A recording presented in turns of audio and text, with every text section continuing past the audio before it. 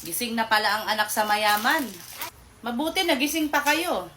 Tanghali na naman ang bangon ninyo. Kay nababad na naman ang mga mata ninyo. Sa kakasilpo ninyo. Napakasarap talaga ng mga buhay ninyo. Dapat hindi pa kayo gumising. Napakahusay talaga ninyo. Pagkagising ninyo, lalamo na lang kayo. Tapos ngayon, maghahanap na ng kakainin. Kay nagutom na. Sarap talaga ng buhay ninyo. Kain, tulog, cellphone, lakwatsa. Paghusayan ninyo yung estilo ninyo.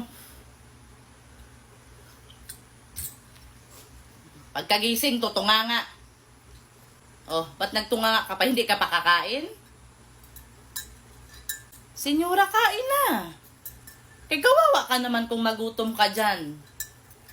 Nakakahiya naman sa inyo kapag magutuman kayo. Kakaswerte talaga. Iba talaga kapag anak sa mayayaman. Kami noon, alas 3 pa lang sa madaling araw, umaakyat na sa bundok. Walang maasahan sa inyo. Gantong oras, nakaready na lahat. Papasok pa kami sa eskwela. Malilit kami dahil kumikilos muna kami sa mga gawaing bahay.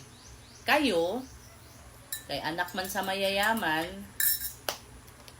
gigising, kakain na lang. Lakwatsa.